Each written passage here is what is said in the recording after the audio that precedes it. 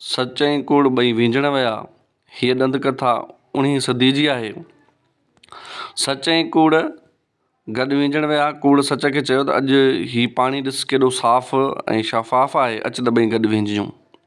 सच खे थोरो शक थियो, ॾिठाई त पाणी वाक़ई बिल्कुलु साफ़ ऐं सुठो आहे ऐं ॿई कपिड़ा लाहे गॾु विंझण लॻा। ओचितो कूड़ छा कयो, पाणी मां निकिरी सच जा कपिड़ा पाए भॼी वियो।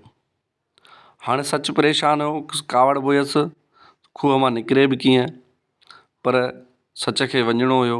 सच खूह खां ॿाहिरि निकितो, होॾां होॾां ॾिठो ऐं निहारियईं ॻोल्हियईं। कूड़ मौजूदु ई न हो, सच जा कपिड़ा पाए हली वियो। ॿाहिरि जो निकितो, दुनिया जॾहिं ॾिठो त सच उघाड़ो पियो हले। हर माण्हू हुनखे ॾिसणु लॻो, सच उघाड़ो पियो हले। दुनिया ॾिठो त सच उघाड़ो पियो हले ऐं दुनिया जो उन ते कावड़ ऐं गुस्से जी नज़रूं बि हुजनि। ग़रीब सच खूह ॾे शर्म खां वापसि वरियो, हमेशह लाइ गुम थी वियो। उन वक़्त खां वठी कूड़ सच जो लिबास पहिरें दुनिया में घुमंदो अचे थो ऐं समाज जी ज़रूरतुनि खे मुतइन कंदो थो अचे। छाकाणि त दुनिया में किनारे ते वेठल माण्हू उघाड़े सच खे ॿुधण लाइ केर बि तयारु न आहे। तॾहिं खां चवंदा आहिनि त सच उघाड़ो आहे।